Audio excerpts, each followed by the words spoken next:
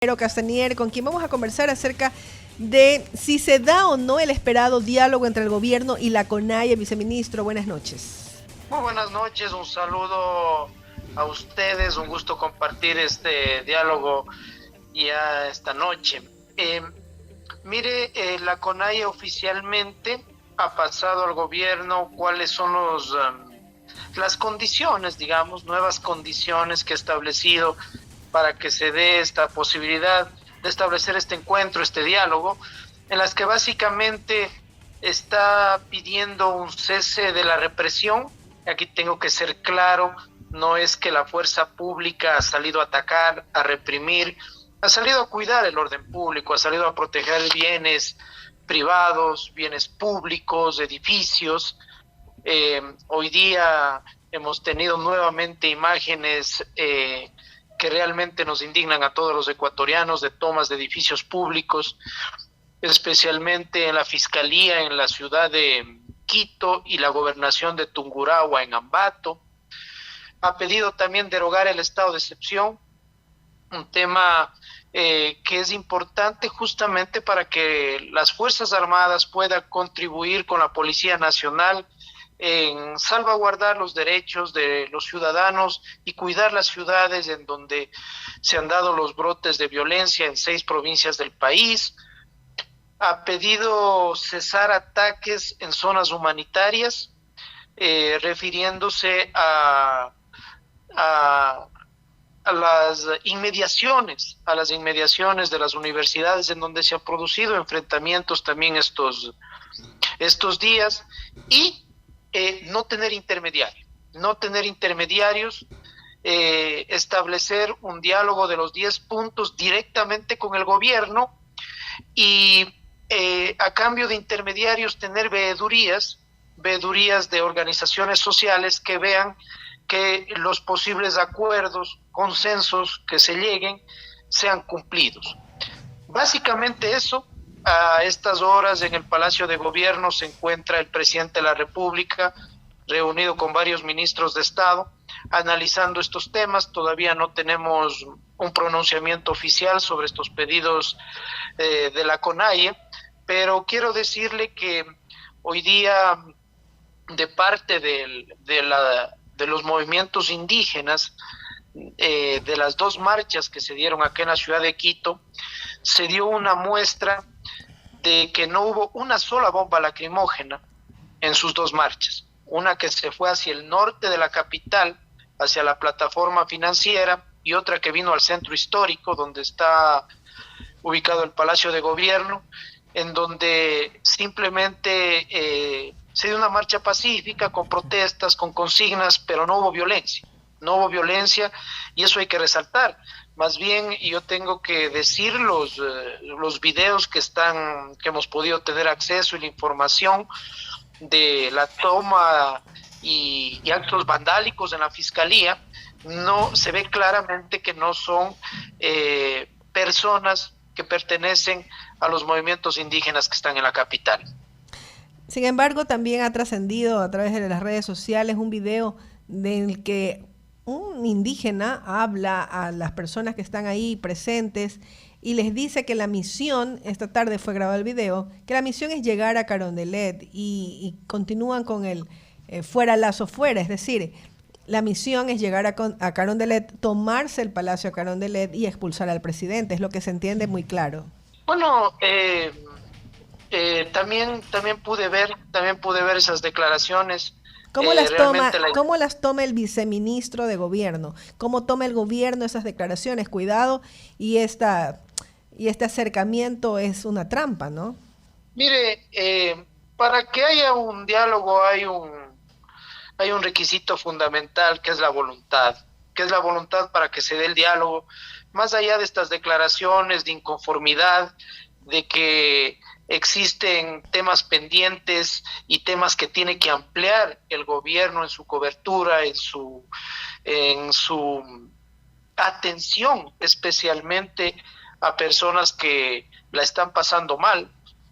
Y tengo que ser claro, frente a una inflación que se ha dado en todo el planeta, no solo en el Ecuador, vemos que que si el presidente Lasso no hubiera congelado los combustibles hace aproximadamente 7 meses, este rato estaríamos con una gasolina, con un precio de una gasolina duplicada. Es fácil acceder al internet y ver cuánto cuesta el galón de combustible de gasolina en otros países, en Estados Unidos, en Europa.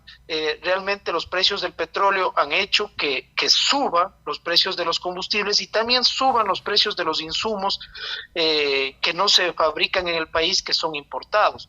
Pero esos son los temas que hay que trabajar. Respetamos como el que más las protestas, las inquietudes, las inconformidades, mientras sean pacíficas. Eso es democracia.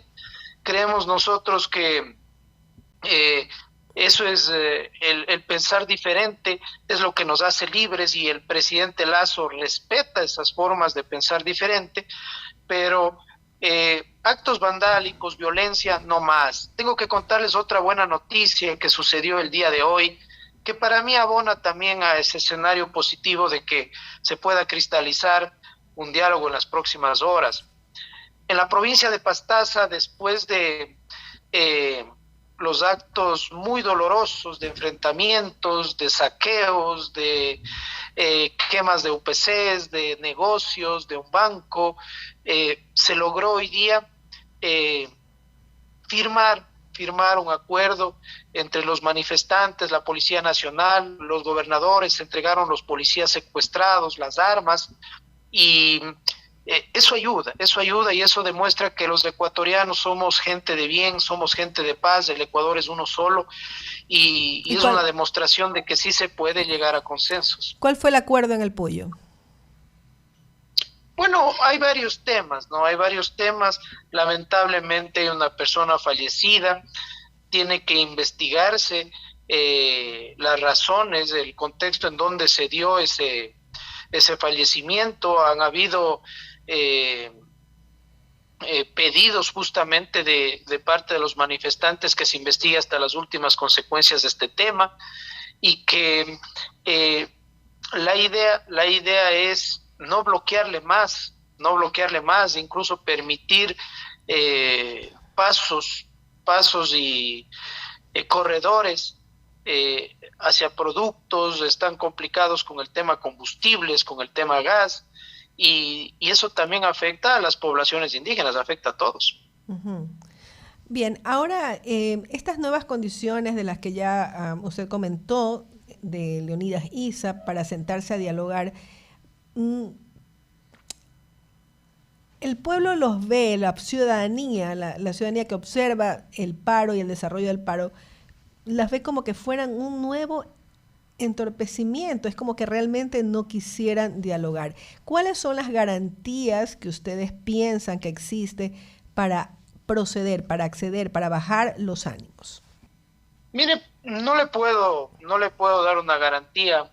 Siempre puede ser que en estos temas que se ponen en una mesa de trabajo haya temas que no hay acuerdos, haya temas que no sean de inmediata, que no se cristalicen de forma inmediata, que a lo mejor sean a mediano plazo, a largo plazo. Hay temas estructurales en esos pedidos.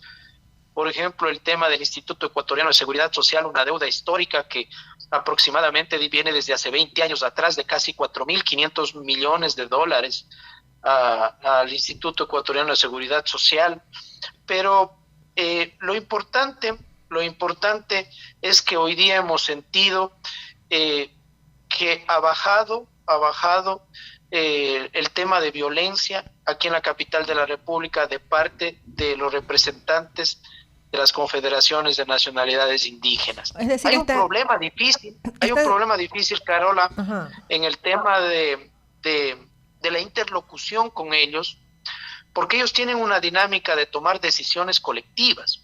Es decir, no es una persona la que toma la decisión, hay un consejo de gobierno, cada uno de los representantes de ese consejo representa a diferentes nacionalidades, y cada nacionalidad, a cada región, a cada provincia, sus bases, y eso a veces complica las decisiones, y por eso ellos han pedido garantías también de un lugar para reunirse y tomar las decisiones colectivas.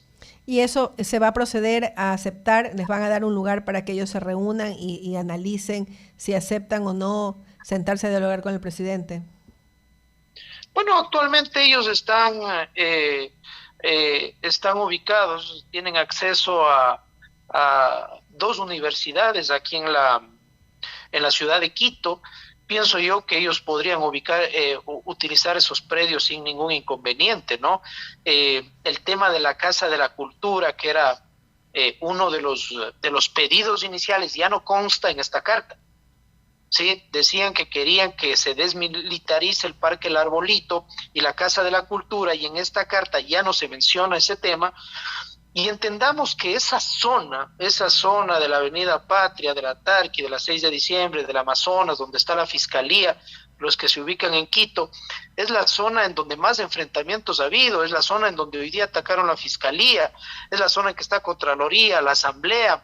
Es una zona complicada y que sacar a la fuerza pública de ahí podría peorar las cosas. Usted dice que hoy se han demostrado evidencias de que exista posiblemente un acercamiento y como que hace una división, ¿no?, entre el sector indígena, entre los indígenas de la Conalle y los protestantes que atacaron a la fiscalía hoy. O sea, el gobierno ve así el tema, hay vándalos, hay infiltrados, hay mestizos que están promoviendo el vandalismo, el caos en la capital y en otras ciudades del país. ¿No son los indígenas? Mire, yo pienso que de los discursos que he escuchado hoy día, incluso de varios líderes, incluso el presidente de la CONAIE, decía tenemos que cuidar vandálicos, este saqueo. Incluso hemos visto por redes sociales cómo se les paga a muchos de ellos, cómo se les adoctrina, cómo se les enseña a preparar explosivos, bombas Molotov. Bueno, y ahí uno se pregunta, ¿quién financia a esos grupos? Y después, ¿quiénes se benefician de lo que está ocurriendo? ¿Y qué pasa con Porque ellos? Mientras la policía debería estar cuidándonos contra la delincuencia, contra el crimen organizado, este momento le distraemos de su función natural a cuidar carreteras, a controlar el orden público en las ciudades, los enfrentamientos, los manifestantes, y alguien está disfrutando, a lo mejor que los policías estén dedicados a otra cosa. Y le preguntaba qué pasa con ellos, gente que está identificada, que como usted bien dice, está pagando entre 25 y 50 dólares a los vándalos. ¿Qué ocurre, no? O sea, existe un estado de excepción en las provincias donde se están produciendo estos problemas y pues la ciudadanía también dice, bueno, estás en un delito flagrante, ¿por qué no pasa nada? Hay detenidos, Carola, hay detenidos en todo el país desde el 13 de junio hasta la fecha. Hay aproximadamente un centenar de detenidos, y la policía está documentando estas acciones porque no pueden quedar en impunidad. Quien cometa, por ejemplo, la toma de un edificio público, lo cual es un delito, tendrá que responder. No es que rompo la puerta, ingreso a un edificio, despedazo las cosas que están adentro y no ha pasado nada. Por suerte estamos también en una época en donde la tecnología nos permite, con cámaras, con drones, con celulares, documentar este tipo de acciones. Muchos de ellos hemos visto se cubren la cara, tratan de pasar desapercibidos, pero no hay crimen perfecto. Lenin. Homero, ¿qué tal? Buenas noches. Continuamos un poco el diálogo de la mañana. Me dices que el gobierno está analizando la carta, la respuesta de la CONAIE, donde se ponen nuevas condiciones, se retiran algunas de las que se habían planteado anteriormente, pero se exponen en cambio nuevas condiciones. ¿El gobierno no tiene condiciones para ir a dialogar con la CONAIE también? Bueno, nosotros hemos hablado de un diálogo sin condicionamientos. Hemos hablado que un diálogo no puede tener condicionamientos, imposiciones y tampoco amenazas, ¿no? Pienso que, por ejemplo, uno de los temas que se debe incluir en esto es una tregua, paz, un acuerdo de paz para dialogar sin ese escenario de que nos sentemos en una mesa todos con el cuchillo entre los dientes, ¿no? Eso no realmente puede complicar el desarrollo y el análisis de los temas, ¿no?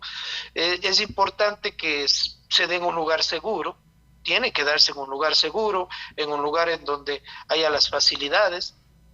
Y yo diría incluso esto no es un ejercicio de 2, 3 horas y se solucionan los problemas del país, que nos sentamos en una mesa y a lo mejor en 2, 3 horas está ya solucionado muchos problemas, porque no es así de fácil, no es así. Mire, con los transportistas llevamos un año, justo el 14 de junio del año pasado iniciamos estas mesas y seguimos trabajando,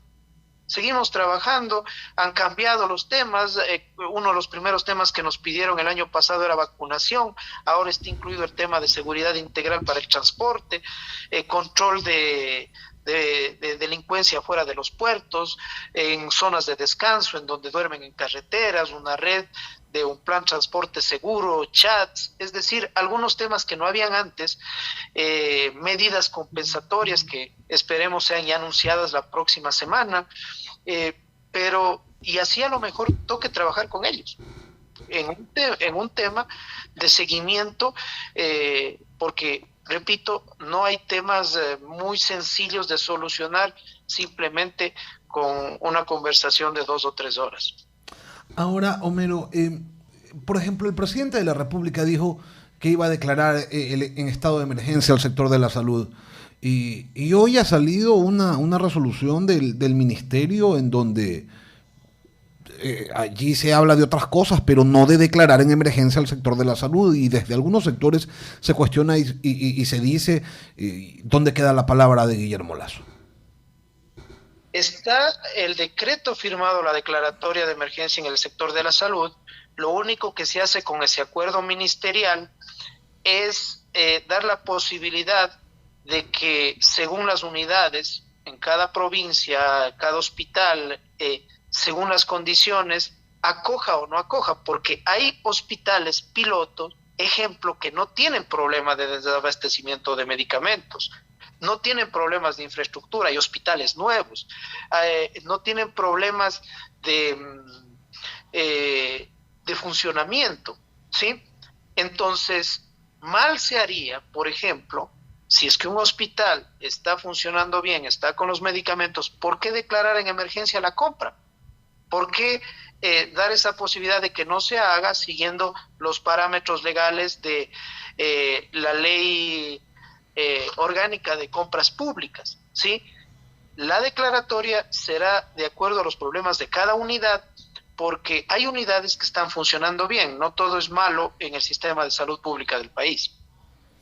Entonces, ustedes consideran que con eso es suficiente, pero es que allí viene el problema, Homero, porque se dice una cosa y finalmente se hace otra. ¿Para qué se dijo en un primer momento que se iba a declarar en emergencia el sistema de salud? Usted y yo sabemos perfectamente qué significa aquello. A ver, repito, la declaratoria de emergencia está firmada en decreto, sino hay temas dentro de... Es lo mismo que una ley. Una ley, para ejecutarse necesita un reglamento. Para ejecutarse la declaratoria de emergencia, también tiene que haber un análisis de cada una de las unidades y de los temas que se manejan.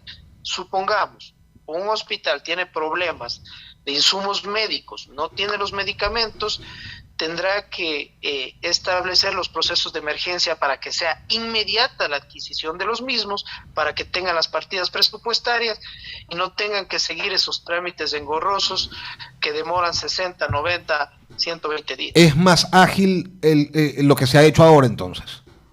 Absolutamente. Cuando hay una declaratoria de emergencia, las compras, las partidas presupuestarias son priorizadas y directas. ¿Se ha provisionado ya Ban Ecuador con esos $200 millones para la entrega de estos créditos preferenciales que se anunció también? Van a arrancar, justamente ayer estábamos analizando el ejecútese de estos temas. Hay algunos temas que se van a ejecutar inmediatamente y otros arrancarán desde el mes de julio. Uh-huh. ¿Por qué no se El arranca tema ya? de los créditos arrancará desde el mes de julio. Y el tema también de la condonación desde el mes de julio. Así es. ¿Qué es lo que arranca de inmediato, Homero? Bueno, el tema, igual, lo que pasa es que cuando se firma un decreto, por ejemplo, este mes ya el bono de desarrollo humano, ya está hecho el aprovisionamiento de este mes y tendrá que empezar desde el siguiente mes, ¿no? Recordemos que estos decretos se firmaron 10 días antes de que termine el mes, pero por ejemplo, la declaratoria de emergencia ya tiene su acuerdo ministerial para empezar a ser efectiva. Homero, hoy en la mañana Juan Manuel Fuertes, quien usted me corregirá si me equivoco, ocupaba ante su cargo, ha señalado que cuando él estaba pues de viceministro, él construyó un documento para darle en su momento una respuesta al movimiento indígena y que desde la presidencia de la República le dijeron que no lo haga. ¿Eso es verdad o no? Mire, no ocupaba mi cargo. Él era subsecretario de Gobernabilidad, yo soy viceministro y desconozco, él era, digamos, brazo derecho de la ministra Alexandra Vela y tenía a cargo justamente la relación con las organizaciones sociales y desconozco ese tema. Él tendrá que responder sobre esas afirmaciones que ha hecho, pero yo mal haría en responder porque no tengo yo información sobre ese tema, ¿no? Nosotros estábamos a cargo de otros temas y él directamente se encargó del manejo de la relación con las organizaciones sociales, con los movimientos indígenas. Fue su gestión y él tendrá que responder por su gestión. Homero, pero ¿por qué razón? Una de las cosas que la CONAIE señala es queremos diálogo con resultados porque en ocasiones anteriores nos hemos sentado ya a dialogar y no ha pasado nada. ¿Por qué antes no ha pasado nada y por qué ahora sí debemos creer que va a ocurrir? Mire, si es que el presidente ha tomado una decisión de firmar 3 decretos con medidas de alivio, con medidas directas, es porque ha escuchado. Y tengo que contarle que esos 10 puntos, algunos temas, incluso sin pedidos de la CONAIE, han sido atendidos, ¿no? Por ejemplo, el primer punto que ellos pedían, la derogatoria es que ese era el primer punto y hay que ser claros, la derogatoria de el decreto que ajustaba mes a mes los combustibles. Se derogó y se congeló. Si este rato no hubiéramos estado con los congelado, tendríamos un precio de gasolina más alto. En el segundo tema, por ejemplo, le voy a mencionar 3. La moratoria de créditos. Ellos piden temas que no se puede realizar por ley. Ellos piden moratoria de 1 año a todos los créditos del sistema financiero en bancos públicos, privados y cooperativas. Eso no se puede hacer por ley. Es inviable y eso causaría el riesgo del sistema financiero nacional. Y si se pudiera hacer por ley, tienen la mayoría legislativa que debería aprobar la ley para eso, pues, ¿no? Así es. Y mire, por ejemplo, el presidente se posicionó el año pasado y de entrada firmó un decreto para sacar a 1.700.000 ecuatorianos de la central de riesgos, para que puedan limpiar su historial crediticio. Se están dando los créditos a 30 años plazo al 1% de interés, se ha dado a 28.000 familias, ha comprometido 100 millones más para el siguiente semestre que viene. El tema de condonar las deudas de hasta $3,000 en el Banco de Fomento, a sacar un producto de hasta $20,000 al 5% de interés, ampliando los créditos. Es decir, se han venido atendiendo, no se va a dar esa moratoria, repito, pero se da otras opciones y eso es lo que hay que dialogar. En el tema, por ejemplo, derechos laborales, no a la precarización laboral. El presidente de la República decretó el alza del salario más grande en los últimos 10 años. En porcentaje subió de $400 a $425. sin necesidad de que haya estado puesto en el pliego de peticiones, pero eso es respetar los derechos laborales. Perfecto. Por ponerle un ejemplo de 3 puntos, ¿no? Sí. Que están mencionados allí en ese documento. Homero, una última cosa y una precisión, porque Carola le preguntaba hace un momento sobre el ataque de esta tarde a la Fiscalía General del Estado. Si no fueron los manifestantes de la CONAIE, entonces, ¿quiénes ingresaron allá? Bueno, a alguien que le interesa que esos documentos se pierdan, que esos documentos se traspapelen, que esos documentos no salgan a la luz, ¿no?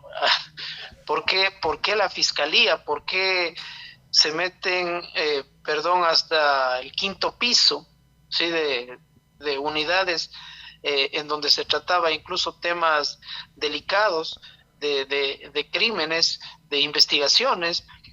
Yo espero que tengamos claridad sobre este asunto y que se pueda identificar, por lo menos, porque veo que es más o menos un centenar de personas, pero que se pueda identificar quiénes fueron, por qué lo hicieron, quiénes les financiaron y cuál era su interés. ¿Se mantiene el gobierno en que el narcotráfico estaba financiando a cierto sector de estas protestas? Bueno, si es que hay un delito que se está investigando y vemos acciones como estas, las personas que están siendo investigadas por estos delitos tienen interés sobre ello y eso tiene que investigarse, ¿no? Carola. Imagínate pagar entre 25 y 50 dólares diarios, ya son 9 días de protesta, son 450 dólares por destruir Quito. ¿Quién tiene esa plata? No es uno, son algunos. A esta hora se lleva a cabo una marcha de respaldo al gobierno aquí, avanza hacia la tribuna de los Shiris. ¿Es una evidencia tal vez de que el pueblo de Quito se cansó? Mire, se han dado el día de hoy 14 marchas a nivel del país. En La Tacunga, en Ambato, en Cuenca. En Cuenca, lo de Cuenca fue algo imponente, casi 15,000 personas que salieron a las calles, todos los trabajadores de las fábricas, del sector productivo de Cuenca, dijo diálogo, trabajo, paz, necesitamos trabajar. Realmente el país no se merece esto. Los ecuatorianos no nos merecemos esto. Después de que estábamos encaminados pasito a pasito en una reactivación económica, una paralización, veo hace minutos antes de iniciar la entrevista que Estados Unidos pide a los turistas, a los viajeros que se abstengan de viajar estos tiempos al Ecuador. Eso duele porque mire, yo estoy aquí, este rato estoy en el centro histórico está desolado, todas las tiendas, los lugares que pasaba lleno de turistas, de gente que vendía desesperada, realmente no nos merecemos eso, no nos merecemos y por eso yo pienso que mucha gente está saliendo a las calles a decir déjennos trabajar. Correcto. Le queremos agradecer, viceministro, por habernos acompañado unos minutos aquí en De Frente con los Artieda. Ha sido Homero Castanier, viceministro de Gobierno. Gracias a usted. Aquí en De Frente con los Artieda. Nos vamos a una pausa, regresamos.